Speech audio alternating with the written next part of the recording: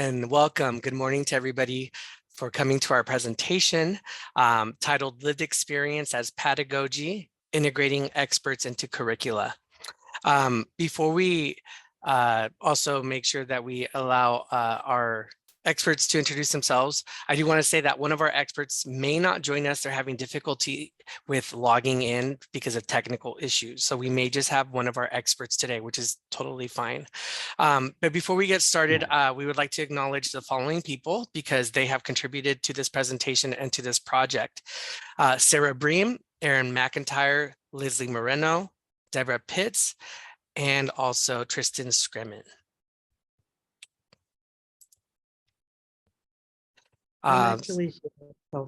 Hey, Maggie. Okay. Yeah. All right. So there's already a wonderful introduction that was given here on me. I know, John, if you would like to share anything else about yourself and Maggie. Okay. Well, my name is John Travers. Welcome everyone to our presentation. You know, I've had the good fortune to participate as an expert by experience for USC's Occupational Therapy Theory and Practice course with a specific focus on mental health. I'll just leave it at that and turn it over to Maggie.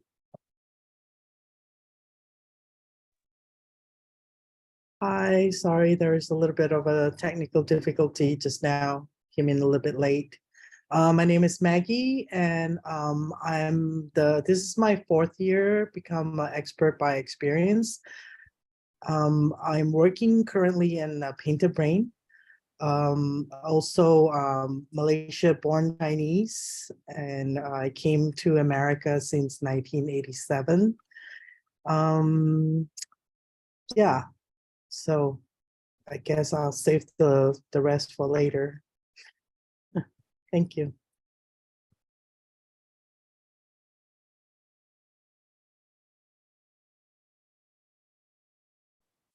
Maggie, would you like to go over our learning objectives?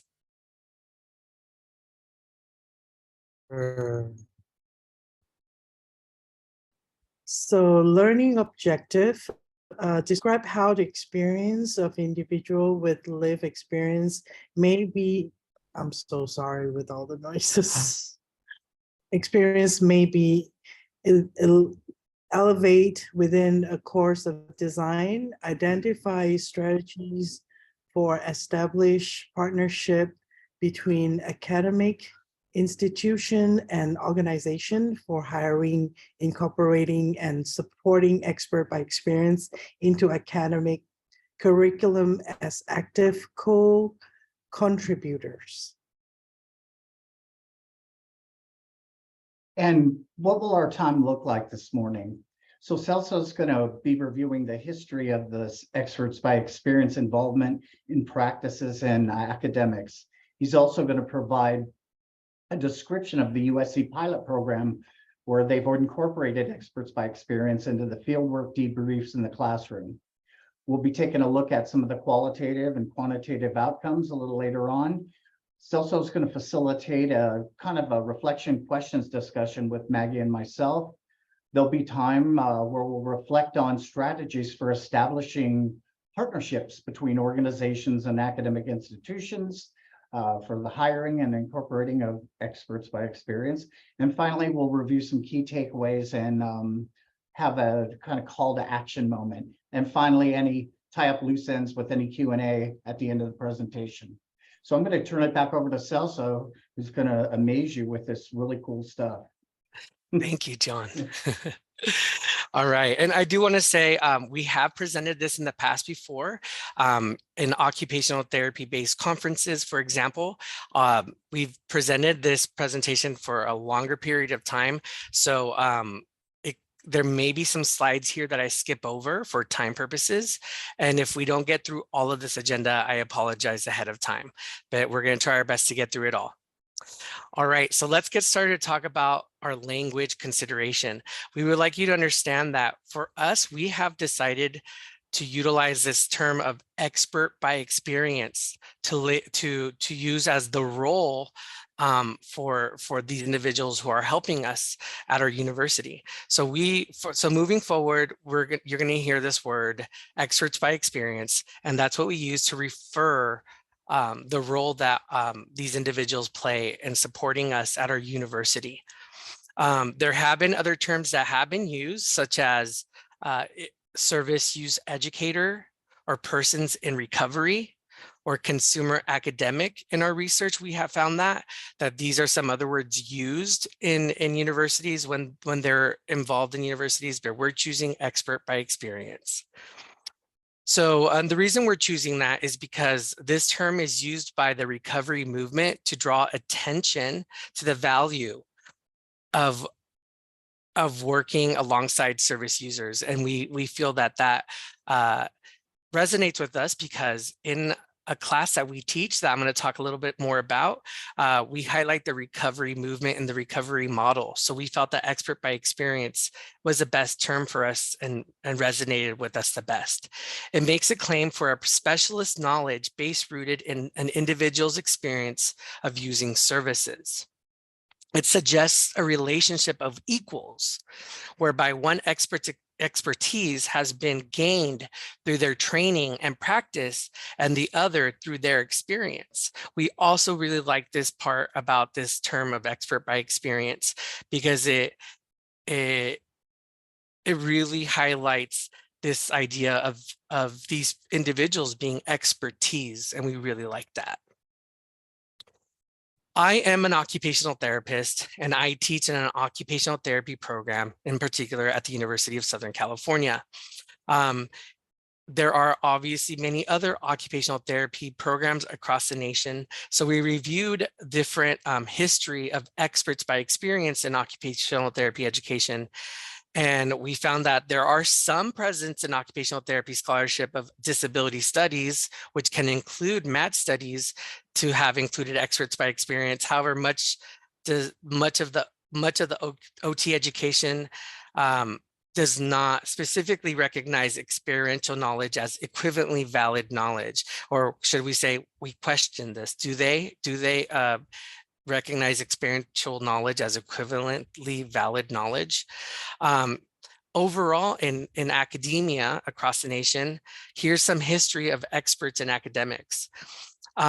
Patients as teachers of core professional skills date back to the early 1970s, now referred to as standardized patients. We do see in some of these medical programs, nursing programs, occupational therapy programs, for examples, people being used as standardized patients. This has dated back as early as 1970. In the 1990s, there was an expansion of having more of an influence of ideas about full participation of patients in care. The World Health Organization called for health professional education to be socially accountable. And with this, we saw more experts by experience in academia.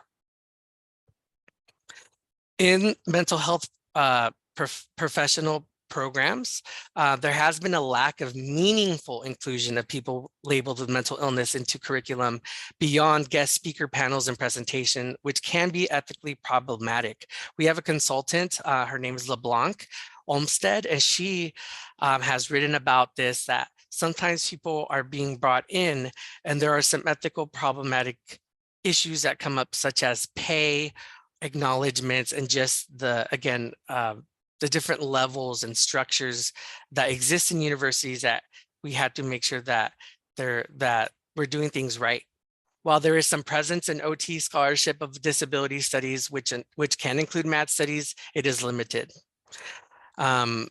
We argue that OT professional education does not recognize experiential knowledge as equivalently valid knowledge. Expert by experience in health professional education.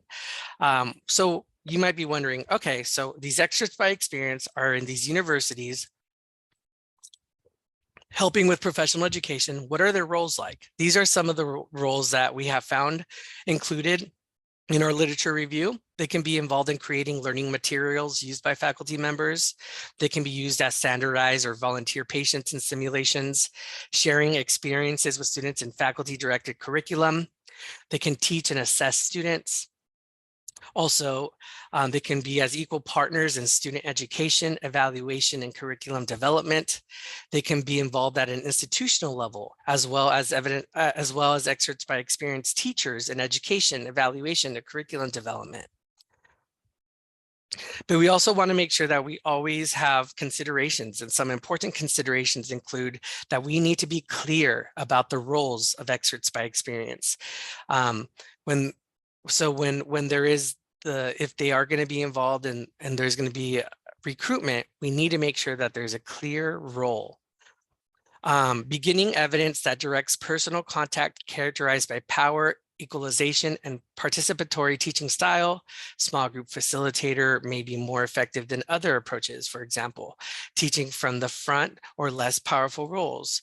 For example, standardized patient. We want to ensure that there's a support system available for them. We want to make sure that there's clear ethical considerations regarding consent and confidentiality.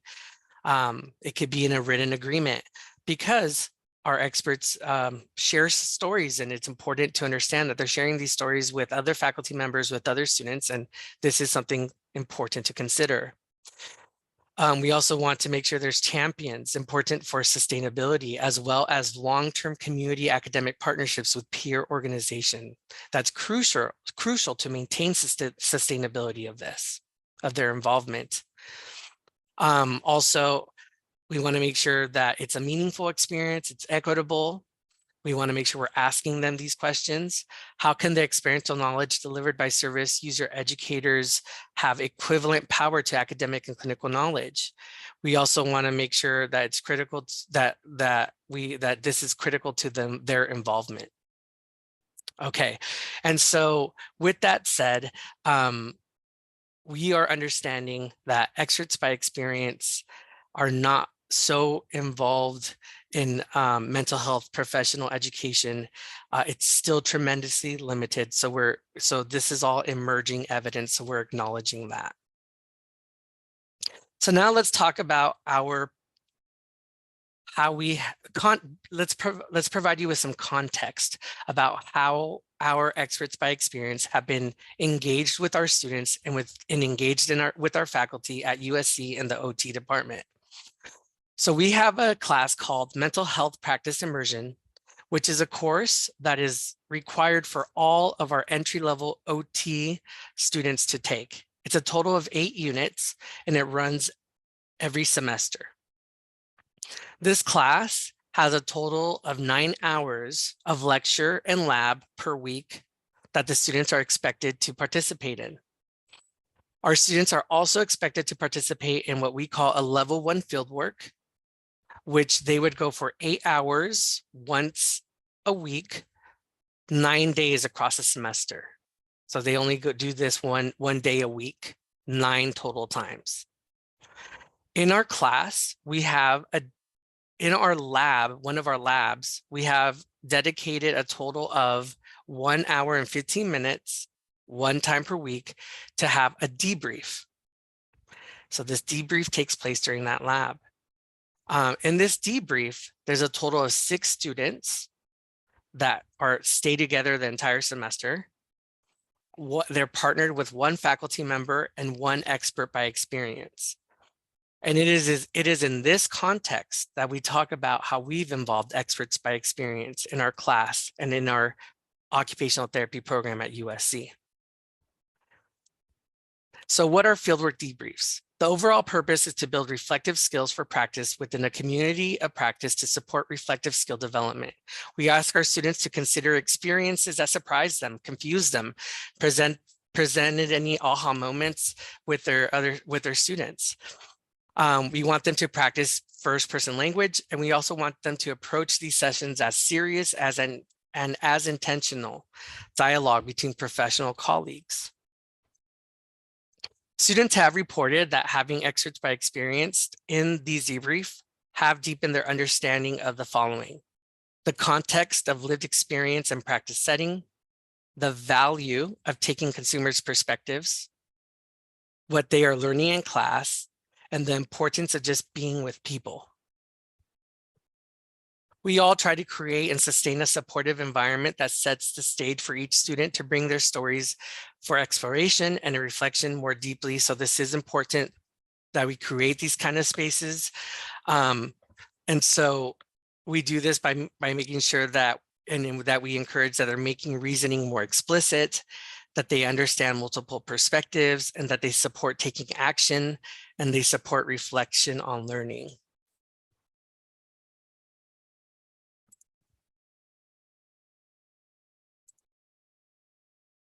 And then our debriefs are just open structures, circle rounds. So as I said, our students are in a table in a circle, and it's just open, and we try to create a safe place for everybody.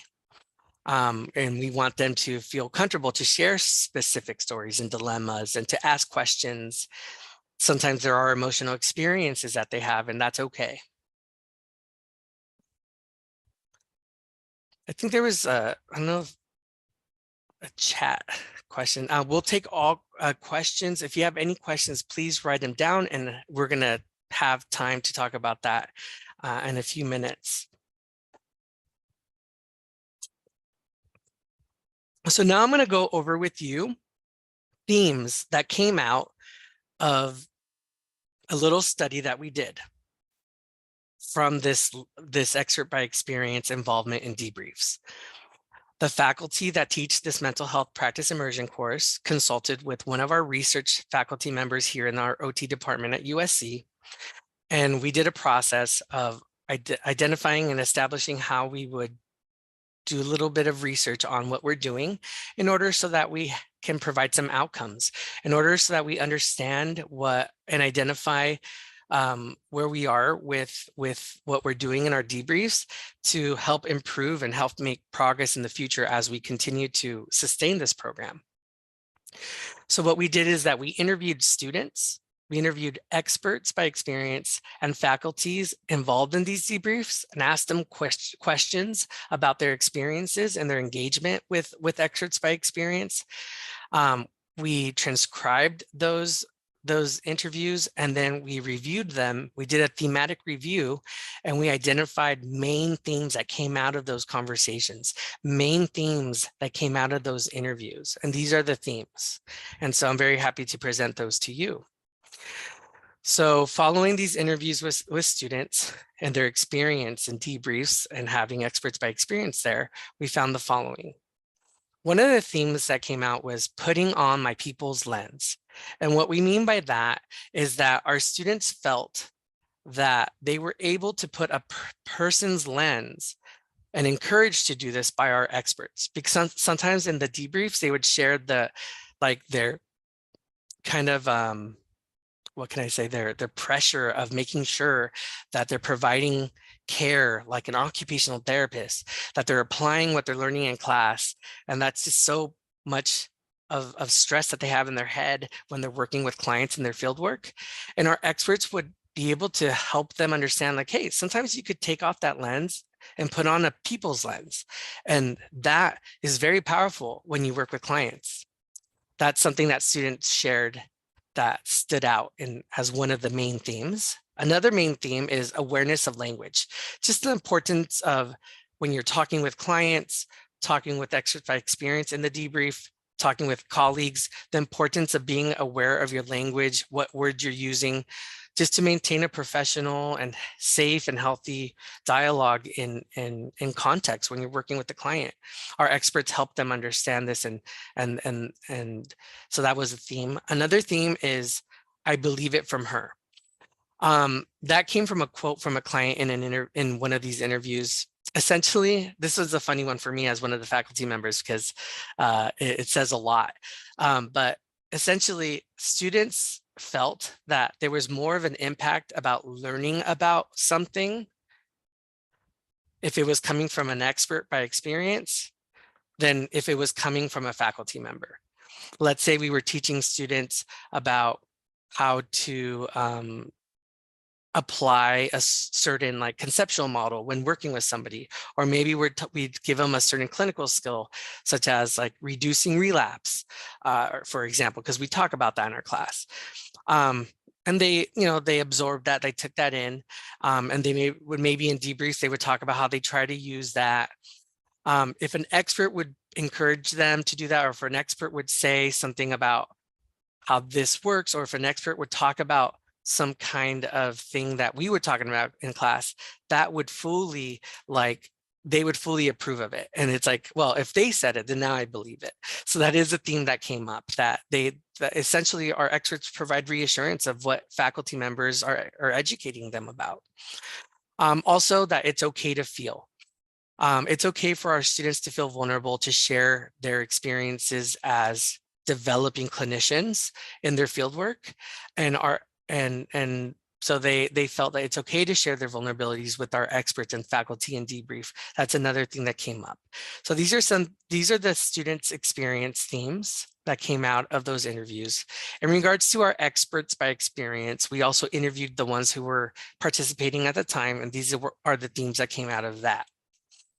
One, overall, is that it takes work. All of these themes relate to it takes work, meaning that our experts do go through this process of putting in some effort in order to develop their skills for this role. So I want to make sure that it's clear that all of these themes have that embedded.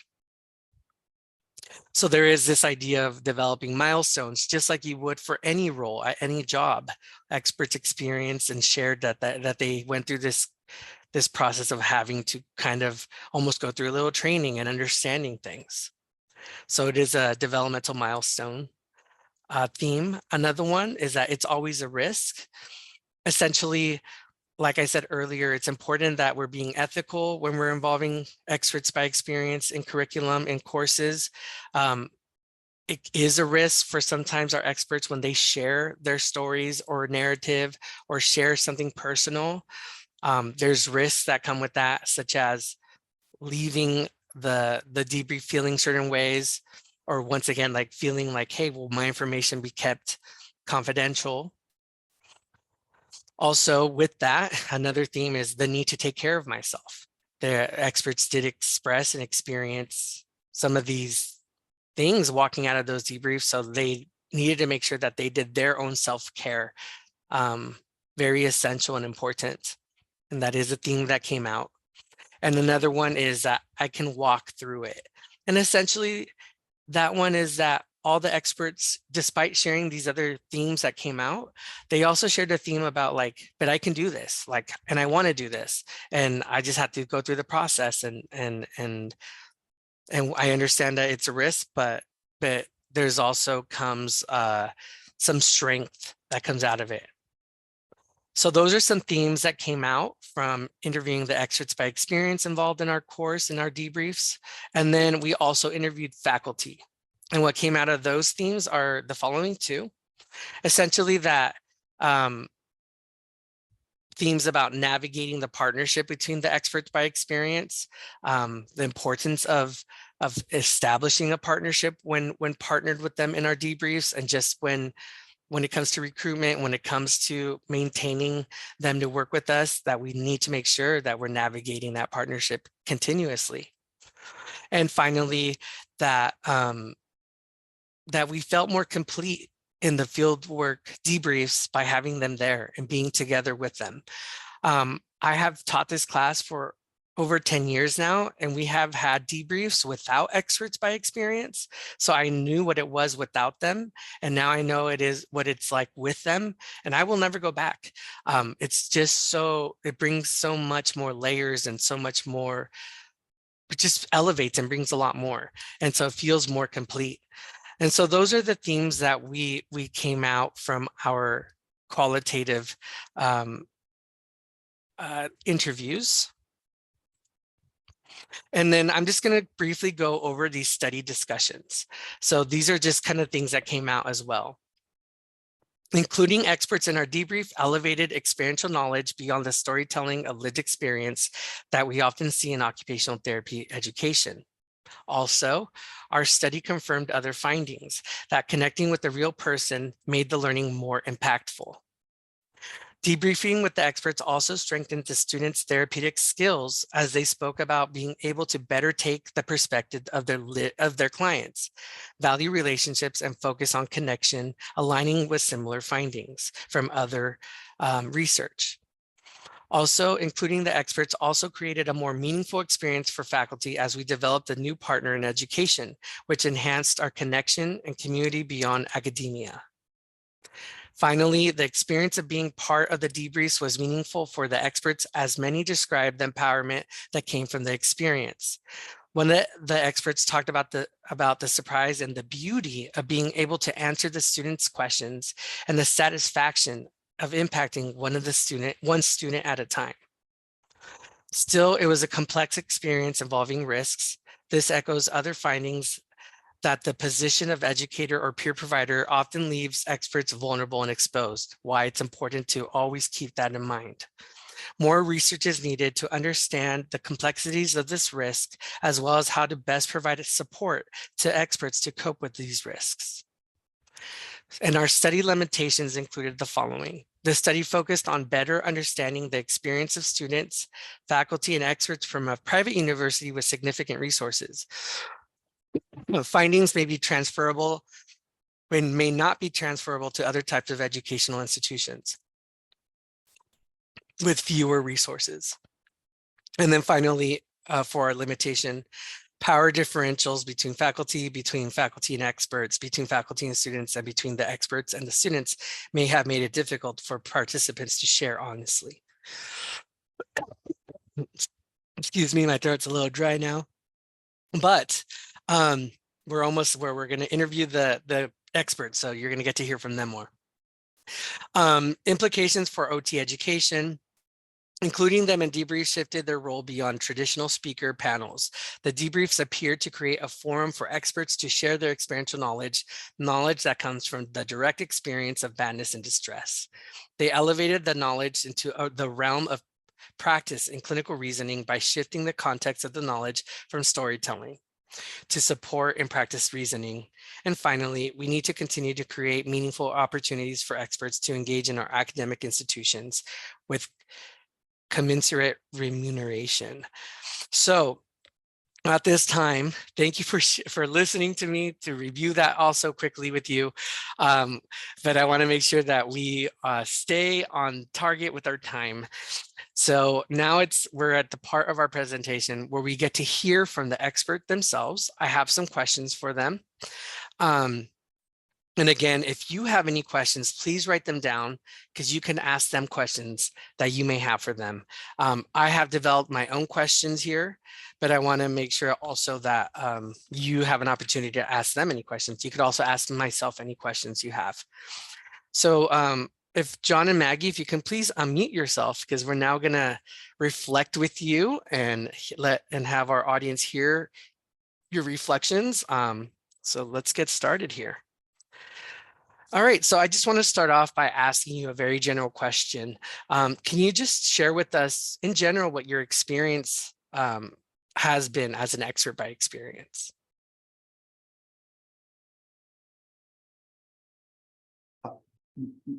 Maggie, do you want to lead or? Go ahead first. Okay, sure. I'll keep it brief here. Okay, reflections and experiences and debriefs. Okay, so first of all, I was just simply amazed by the students' transparency and about their experiences with the field work and how they were feeling about it, you know, and Celso alluded to some of that in the previous slides, but there was there was like uncertainty and fear about, you know, I don't really know much about mental health practices and interventions and all that. And as mentioned earlier, that called forth the people part, that it was very interesting that something that was hiding in plain sight, the relationship aspect, seeing people as people and all that was like that. To me, it came up multiple times as an aha moment in different for different situations. And people would be uncomfortable with, well, like, how do I work with people who are reporting a snake in their closet and stuff like that? And, and they have a diagnosis of this, and how the element of, moving from the perfect mental health intervention to a more like, gosh, and I would also couch this in the experience of these are communities, learning communities of practice. So one of the things is not to be spoon feeding like any solution or anything, but explore like, well, what would that feel like to anybody? And kind of inviting, again, the human lens versus the pathology glasses being shined on it. And was a particularly moving moment for me, that this was intentionally built into the curriculum. Like, people first. It was always the language, where it wasn't about all that. It was really reminding people it isn't us and them, it's all of us. And I thought that was really, really powerful. And you could see the light bulbs coming off in the debriefs at different times relative to the reports from the students that were happening to them through the week, and were somewhat relative to the content that was being discussed, whether didactically in class or as part of the selected topics of that. So I just wanted to put that out there, that there was that element of it. And then another thing was, within a relatively short period of time, at least in my experience of working in this field, I'd say 10 to 12 weeks, the value of the relationships with the individuals the students were working with, and their shift, I believe, or if I'm not saying everyone had to shift their thinking, but the emphasis on this personhood over patienthood and the relationships, and then these new ways to stage creative activity, meaningful activity and stuff. Like, Celso will laugh because I was just infuriated by the flyer. I go, if you think a flyer is going to just bring people in, but anyway, I'll couch that for now. But within 10 to 12 weeks, there was these relationships and a more organic human approach that was yielding benefits for the students in their placement than, again, trying to figure out the perfect intervention related to the diagnosis. And I got to tell you, the last thing I'm just going to say is, anything that focuses on intentionally on not us and them, but we, is a really big step forward in this field, particularly with the valuing of each other's contribution as equals. That was just amazing. So I'm going to zip it there and turn it over to Maggie. Thank you, John. That was amazing. Maggie, would you like to share in general your experience? Thank you, Celso and John. Yeah, I think for all this time being an expert by experience, I felt like I grow so much from it, from the very, very beginning. And when I never ever heard about what is expert by experience, what do you want me to do? What interview was that? That somebody is recruiting me. And from there to like start working as one, sitting in a group and in front of all the students, I'm like, I can't imagine what can I tell them, what can I teach them, or what can I help in this group, and to to like completely clueless to like from something that they are sharing from their work that they are doing, the field work they are doing, and just kind of listening and like, oh, I can answer that. Oh, I think I have answer for that. And oh my God, I don't know if I should raise my hand or I should say something, and just like being really shy and very intimidated to like slowly, like having the confidence and to speak up, to share my experience, and to share what my expertise from my own my own journey. And that was really, really amazing for me, and I would never, never, never ever thought that somebody that have gone through a breakdown myself, and my life experience during my breakdown and become I feel like I feel like I was at the very beginning. I was just a graphic designer, working full time and like super busy and crazy and everything. And it just at some point in my career, I have a severe breakdown, and I completely felt like I lost everything. And I felt like I'm no longer a person. I felt like I'm completely useless, from depression to like, it just that level of falling down deeper and deeper and deeper, and to a point that I feel I'm no different from the homeless person in Skid Row. And to slowly in that journey of walking out of there and feel like I don't really think I ever have any future in my life anymore, to fast forward, in 10 years later, less than 10 years, I was sitting in USC in the classroom next to a professor and telling this, wonderful, brilliant students, and supporting them and helping them learn about my experience, helping them like form a bridge to connect to the patient that they are trying to connect, and helping them understand. And it's almost like being a translator, to help them understand that, it is not what you think from just what you see in the surface. And I think that whole experience myself, I feel I feel really privileged that I got to do that. And I got to almost feels like giving an example to people, or maybe to me, like 10 years ago, 13 years ago, that person of me that doesn't feel like I have any more chance and I want to give up, and tell them that one day you could do what I'm doing if you don't give up, you know? Yeah. So I think that was the part that makes the experience amazing. Oh, thank you both so much. Thank you both so much for sharing. I really heard these things that came out that actually some of them reflect our themes that we just went over. Hearing this kind of partnership and this like we can, and then Maggie, you sharing, kind of how you've evolved, and then generally how this experience, the impact it has made on you or what you think about it. Thank you so much for sharing that. Can I ask you to just if you can share a little bit about what it was for you starting this role, at the beginning of this role? Like, how was it? What what did you experience, or what went through your mind when you learned that you were going to start this role?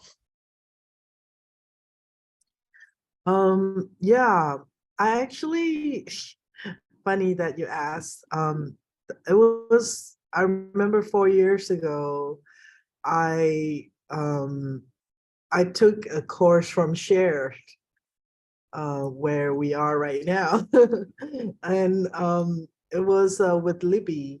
I started the course of expert by experience, and then it was a year and a half. It's 3 parts of the course. I finished it, and then I did that 100 hours of internship, and I completed that. And then Libby was asking me, what are you gonna do? And I was like, keep bugging her and asking her as many questions as possible, and try to see if any job that is looking or that I can be worked on. And she knows I have a background of graphic design, and then she introduced me Painted Brain.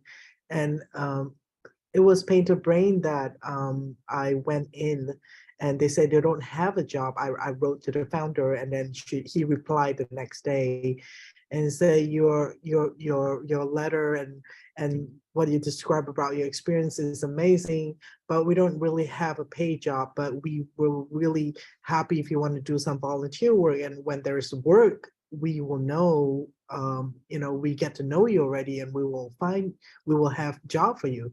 So I just went there, and then they hired me as art therapy that I do. I lead an art group. It was therapeutic art group that I created.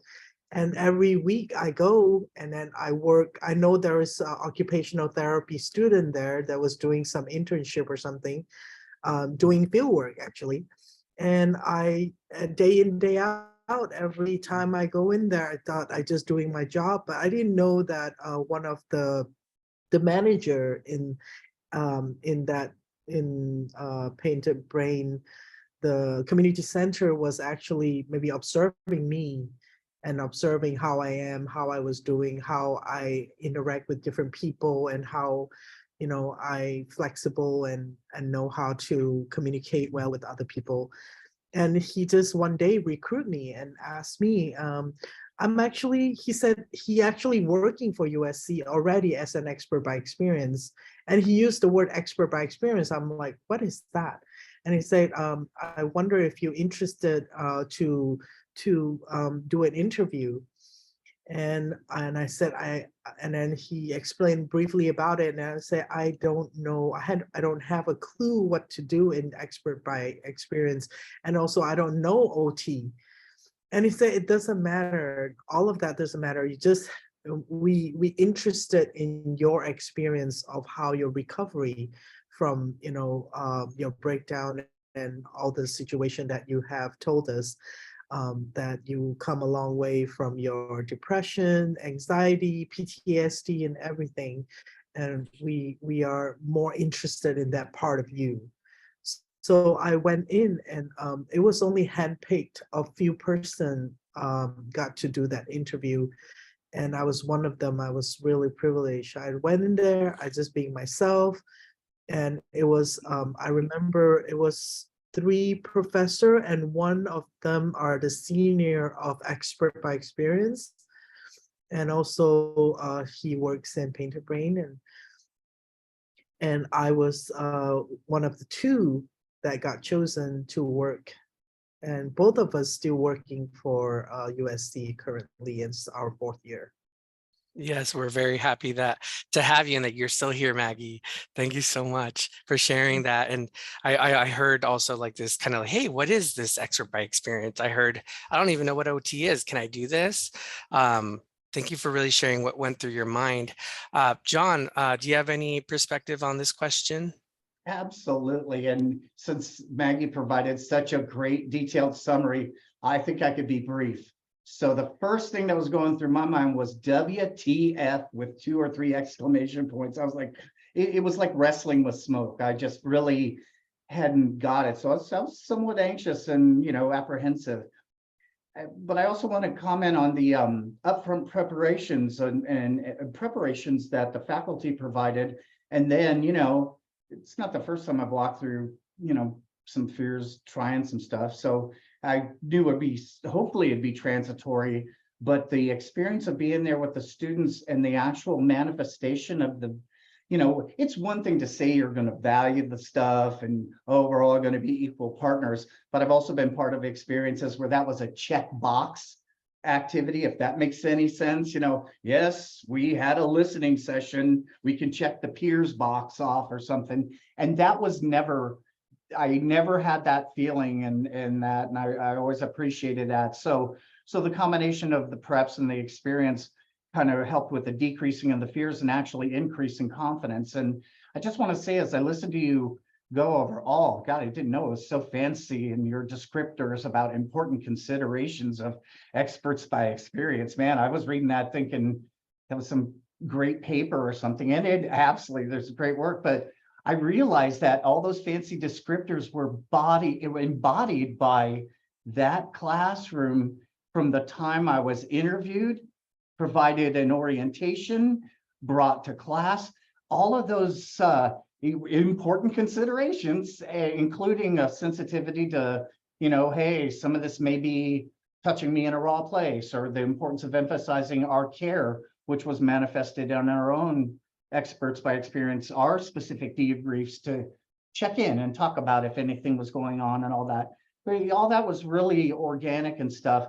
And I'll say, so the way I felt treated and the interactions that I had, not only along that process, but more importantly, the informal ones in the hallway. I was going to include bathroom, but I didn't want it to start sounding funky or whatever. But, you know, all of our interactions, it was just simply, again, putting on the human lens. And that is something you cannot fake. And it just seemed to be pervasive throughout the curriculum. So I wanted to really highlight that. Thanks. Of course, thank you for sharing your experience of integrating yourself with us. And I do want to share with everybody that John is one of our new experts by experience, and we're so happy to have you, John. He's joining us again this summer semester. We're very thankful for that and appreciate you both. And if I may say something, and Yeah. if I stand tall, it's because I stand tall on the shoulders of like Maggie and Leslie and them. So I'm sorry to interrupt you, but they were incredibly helpful, helping me get my head around this. So I wanted to thank Maggie and Leslie. And so done. Great, thank you. This is amazing. We also do want to, however, ask you questions about any challenges. Again, some of those challenges may be related to some of the themes that we shared, or maybe they're outside of that. We want to hear from you. What are some challenges that came up for you with this, with playing the role of expert by experience in our division and in debriefs?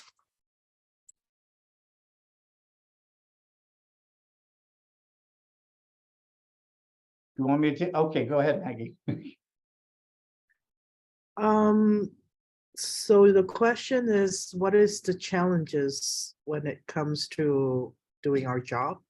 Yeah, what have been the challenges for you?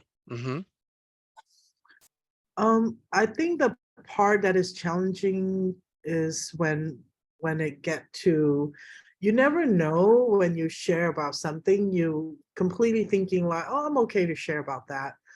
But you didn't know as you speak and you really got choked up and you have to still, it's like you thought that you'll be okay, but you never know, that feeling just rush through and just come. And sometimes there is time that you never know that feeling linger around and it stay there. And it kind of like, it brings back things that you thought you've been putting away and you're okay with it. And it's just that dark cloud following you sometime, And I think that part at the beginning can be very challenging. And I think it's so important that expert by experience or as a peer support specialist, that we continue work on ourselves, and we continue to like make sure that we know how to take care of ourselves. And I'm sure Celso also talk about like there is the debrief for us, the expert, that we got to really talk about things that is really difficult for us. And they have this a 1 hour time conference site to literally give us that attention. So I think that is the amazing part that really, really helps for that challenge. Yeah. Thank you. I'm going to just piggyback on Maggie's comment right there. As you know, it was actually surprising to me. It's been many years. I mean, I think the topic of the acute care psych setting, I hadn't really thought about that for a while, even though there was a big part of things years ago, and it's popped up a few times. But I'd be driving home from the debrief sometimes and have to kind of, I'd notice it, I guess there was an incubation period. And it'd be like, huh. But I'm fortunate, I got some good support and stuff like that. So I considered it a challenge, but there was mitigation, or it was manageable, if that makes any sense. And there was all sorts of avenues to do that. And if there's some kind of belief that there's life without stress or challenges, if you can direct me to where that place is, I will compensate you very well. I want to go back to this referring to the theme slide. It takes work. So I'm going in confused, not quite sure what it is. I've got some support of the other experts by experience and stuff. But one of the things I really struggled with was this balance with timing, like to disclose or not to disclose. And I want to say that in the context of teaching to fish or giving the fish. Do you give the fish or do you teach to fish? And the important aspect of the debriefs is creating these learning communities of practice and students having the opportunity to kind of create these reflective skills. And I was really paired with an excellent faculty. I mean, it's the only one. See, like I'm saying, I'm not dissing anyone else, but I was sure fortunate because I came out of the box with a ringer who had a really great meeting format of, I thought, effectively bringing possible topics to talk for and bringing anyone into that and talking about it. And then she would even, as conversation would go on, would kind of look over and say, what do you make of this, John, or something? And it was never about giving the reveal or giving an answer. It was always about these almost the questions that are evocative of any type of learning or seeing things from a different perspective and stuff versus, well, have you tried this or done this or this? And I really thought that was incredibly effective and stuff. I just wanted to be an effective part of that. And sometimes it's like, it reminds me of old 12-step times when it felt so good to, yes, I smoked up my kids' Christmas present money and everybody applauds, it's like, yay. And I'm going, okay, it's all about me. And that it takes work and I've only got one crack at it. And, I'm looking forward to others, but it definitely is I believe takes a disciplined approach because it's not about me, it's about we in these settings and stuff like that. And that I think the learning community, the way they have it, and this is intentional too, which blows me away, is really important. I respect that and I want it to be as effective as possible. I hope that made sense. 100%. Thank you, John, for sharing that. We have about 7 more minutes dedicated to questions and answers to our experts by experience. I have a couple of questions I have here, but I wanted to open it up to people who are here with us, our audience. If you have any questions, and if you didn't have any questions that I could ask these other questions I have here for our experts, but do any of you have any questions? You could just unmute yourself and ask a question to our experts. And for experts by experience, any of you could answer. It could be one or it could be both if you want. Any of you can ask a question, unmute yourself, or you could put it in the chat and I could ask it for us. I would like to hear from you. Do you have any questions for our experts, given what you heard about what we're doing at USC in our OT department, including experts by experience and what you've learned about kind of what we've done? And so one question came in. This is from Kevin, asking about compensation, losing benefits, SSI, SSDI. How is it done? And I do want to say that in our involvement of this, we understand the importance of compensation, and obviously that is a risk that one have. But I want to make it clear and communicate, if I haven't, that we do compensate our experts by experience on an hourly wage, and we also provide parking in a university setting. I don't know if any of you have ever been involved in a university and like worked there or ever worked there. Like we had to pay for our own parking too, and like parking is horrible in universities in Southern California and Los Angeles. We do provide parking and we provide an hourly wage. So I did want to answer that part of this question. But for our experts, there's this specificity also about like losing benefits. I don't know if any of you have experienced any of that or how to navigate that. Can you share that? I'll make it easy. I've transitioned off benefits and entitlements probably 10 or 15 years ago. So Kevin, you ask an incredibly viable question. So I'm going to defer because that's a legitimate concern maybe for others. So I'm going to remove myself.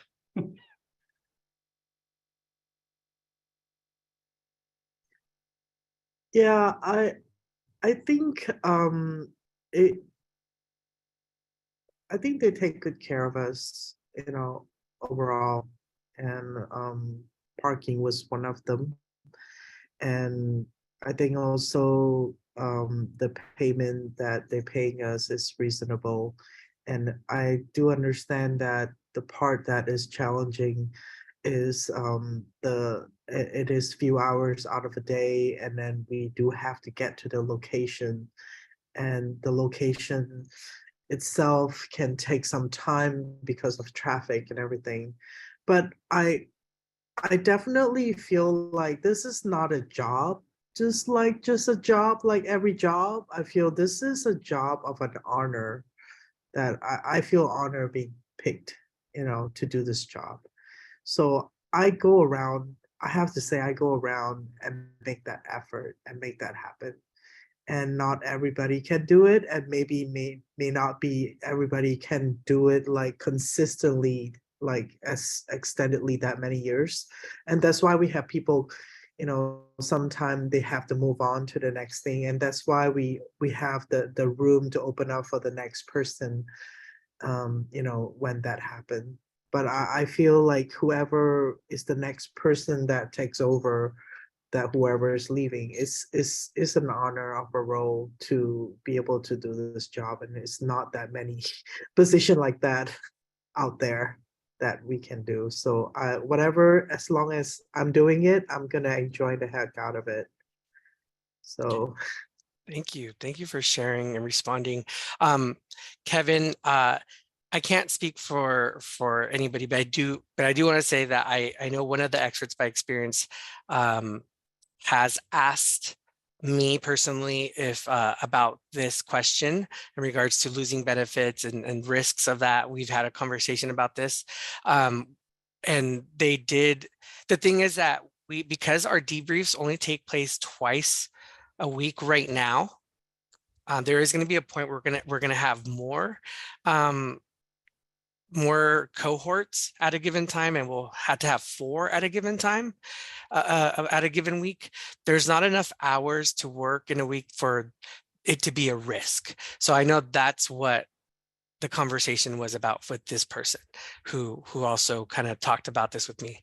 And then somebody asked about, like, can you share salary ranges and matching qualifications? Again, Maggie, John, if you want to share, I can't speak for them, but I do want to say that this is we see it right now, we see it, this is a starting of this. We're wanting this to evolve. We would love to see in the future this being more. We would love there to be people who work here like at full time or something like that in the future. We're just in the starting place. And so, but right now it's more of like a contractor job, per diem, part-time job. These are some words that might be something that you could have more of an understanding of our experts by experience. And it's really good that you're asking these questions, but I also want to be fully transparent. And again, I don't know if John, Maggie would like to share anything else.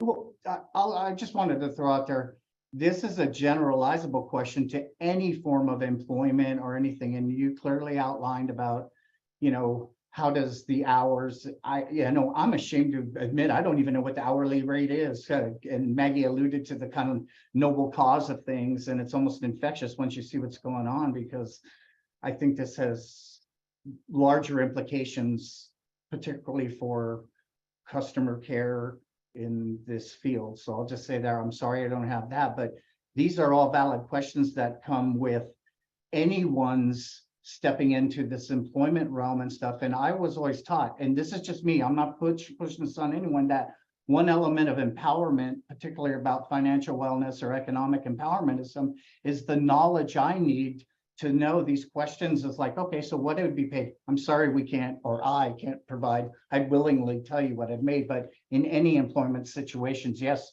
you'd want to know how it impacts your benefits and stuff. But usually once those myths are debunked and actually you do kind of make more money when you do work and things like that, once it gets deconstructed, people are often more willing to step into whatever vocation they're providing. And this one specifically, Celso just kind of outlined the growth and development as we look toward the future that may support that as a vocation, EBE as a vocation. Yeah. And it's not a minimum wage amount. It's not like what the minimum wage is. It's more than that. And then there's also this question about and matching qualifications. At this point, because we're at a starting point, we're giving everybody the same amount. And so maybe that can change as we move, more time passes where we can, consider those kind of things. One last thing two things I want to say since we're talking about this, and it can also be related to some of what I'm about to talk about. And given time, I'll just move to that now. When it comes to the level of involvement of experts by experience in the university or in an organization, given everything we've talked about, it is important that there is compensation. It is important that there is these supports we've talked about, and that they become part of the context, that they become part of the curriculum. There was a study on ladder of involvement, or should I say, this information that came out of 2004 of what they see as a ladder of involvement for organizations or universities to use as a way to evaluate and discuss where they fall in the ladder of involvement of having experts by experience. So it's a good framework for us to understand. So level 1 is like no involvement. Level 2 is limited involvement. 3, growing involvement. 4, collaboration. And 5, partnership. And unfortunately, I don't have the definitions of each one here, but we identified as a faculty working that we right now are in level 2, moving to level 3. And so we ourselves are very much in a starting point. But for partnership, the way that looks like is that they're hired full-time, getting benefits as they would at any university, that they are part of the faculty, and so or staff, whatever term is being used, and that they're helping with, that they are collaborating, or sorry, should I say, so they're partnering and doing things as any of the staff or faculty would do, such as helping with curriculum developing, helping with student needs. And so these are the different ladder of involvement to show you as a framework. And we are in level 2 full on, but we're moving towards level 3, hoping in the future. And so, and growing involvement is not at that point with what I talked about for level 5 of partnership.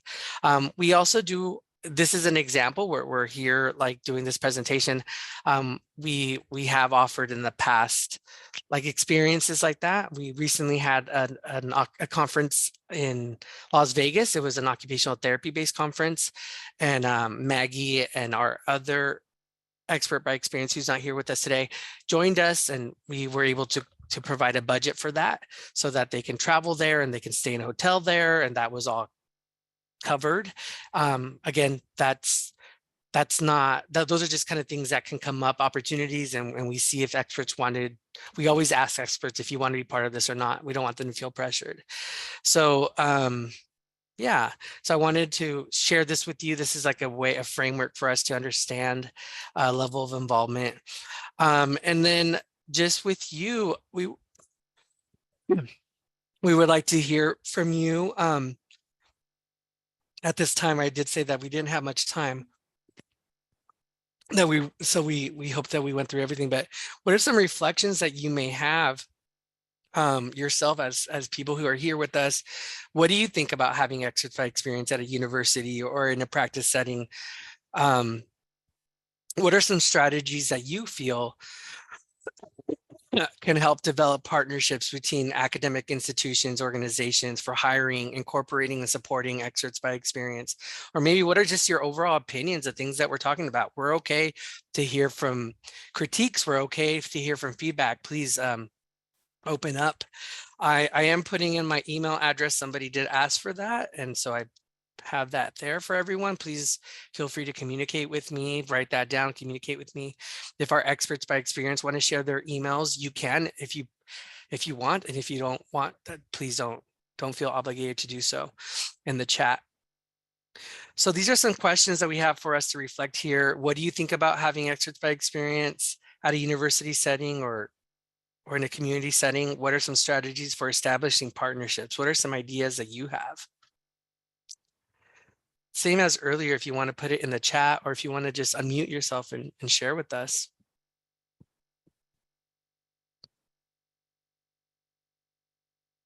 Or just anything that came to mind during our conversations. We would love to hear from you. Can we at least have one or two? That'd be so cool if we can get at least one or two. I'm doing my encouragement right now. You're welcome, Joy. Any questions for us? Any comments, feedback? Hi, I wanted to talk about the SSI and the SSDI. Yeah, please. This might be helpful. Yes. With SSI, you can only have 2,000 in your account. And if you do work, they subtract what you make from your SSI check. With SSDI, it's a little different. If you get 1,000, for example, and you can make over that amount for 9 months. I mean, you can make 2,100 for 9 months, and then after that, you're considered no longer disabled. So the best way to do it is just to make 600, so you don't lose your benefits. So that's what I know about it. You know, thank you so much for sharing those specifics. And this is, I wrote some of these notes down. Thank you so much, Karen. Because given that what we just talked about, what we're finding here is given that we just talked about this ladder of involvement for level 5, when we're talking about people having like a full-on, more full-time, then at that point they would lose their benefits given the numbers that we're sharing right now. Right.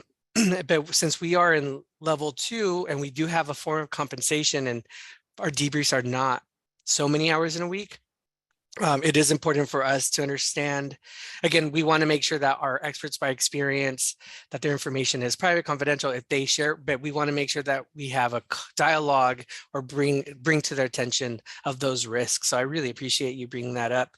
And it gives me more knowledge and ideas of when it comes to recruitment to make sure we have this kind of conversation. Thank you so much for that.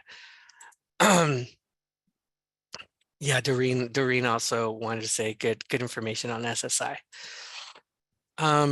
Any other questions? There's an organization where I live, and it's called Seeing Through Stigma. And that's a panel whereby people go out and tell their stories to colleges, universities, and high schools. So I was a part of that. And I was the assistant director. So I got paid, but I did it for like 4 years. And then it was Stamp Out Stigma, and then it went to Seeing Through Stigma. But it's gotten a lot of awards. So it doesn't work with colleges per se, but you do get to speak in the colleges, in the universities, in the high schools. So I just wanted to tell you that experience. Oh no, yeah, thank you for sharing that. And it sounded like you had a great experience there. Yeah, it did. It was a great experience. Yeah. Did any of the things that we talked about resonate with it? Did you feel like there were some of the things with your involvement with students, anything connected to what we said in any way? It's okay if not. Yeah, expert by experience, that's a good term. I never really thought of that.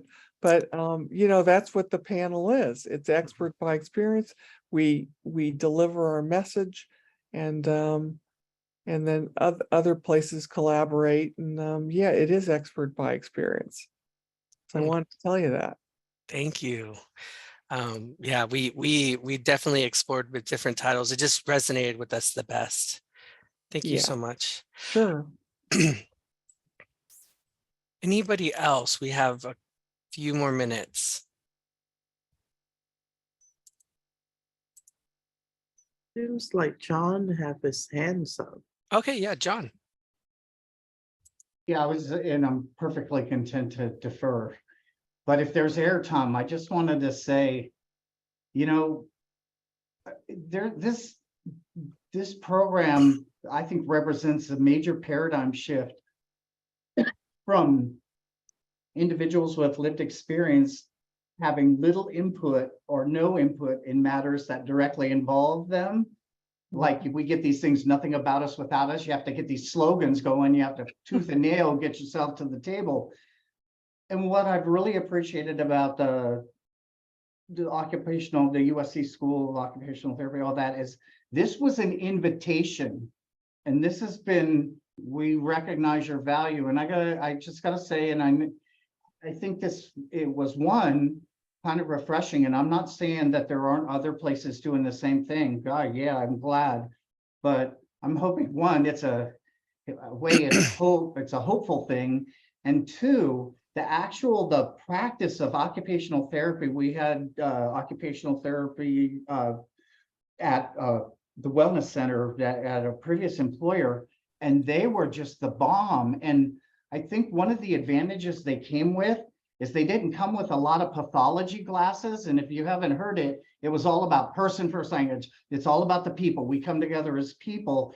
And they were just stunned about this. Oh, maybe that's right. I don't have to unlearn a lot of stuff, because their focus is on functionality in the community and working individually. So anyway, I just wanted to throw out how it seems like a no-brainer, but I believe it's pretty progressive, you know, so that's just my 2 cents. Thank you so much, John. I love that. Yes, occupational therapy. I don't know if any of you have ever worked with any occupational therapists, but in community mental health, we are involved. There's not a lot of us in general, like throughout the nation. And then we work in different settings, school-based settings, hospitals, rehab. In mental health, I would say that that's where the least OTs are actually across like healthcare settings and in community settings. However, we are very much involved there, the best that we can. So thank you for sharing what you did, John. I did include in the chat a PDF, which is a PDF that we're sharing with you that you can use. The part of what I have here in reflection, again, I hope that you see here that we're really pushing to create these partnerships with universities and with curricula to get involved. And thank you all for sharing some of the risks that can be part of this. But what we had to do to make sure we got here, we had to get our supervisor and our chair of our department on board with this. So it took a while just to even start having that conversation and getting them on board. And then to have to request them like, hey, we need a budget for this. We want to make sure we have space for this, that we put this in our workloads. And so it took a while before it even started. And so we included there like a sample request for like supervisors or managers that we used. It includes having a budget, and includes maybe even including literature that's involved out there that supports this. You can use our PowerPoint. We have a lot of references here, and we refer those things as a way to support all the things that we said, and that we felt that did help it get approved, our budget for this. And so now we're here, we're hoping it continues. And so thank you all so much for your participation, the great involvement and engagement and questions. We hope you learned from us in regards to the things that we have been doing in our OT department at USC. I highly appreciate all of our experts by experience. And I just want to leave you here with our a quote here. I feel like without their perspective, we would all be kind of lost if what we're doing as clinicians is actually helpful or not, you know? And so this came from just some of the interviews from our students, and we just wanted to leave you with that quote. Thank you all so much for being here. We hope you have a wonderful day, and much love to you all. Thank you so much.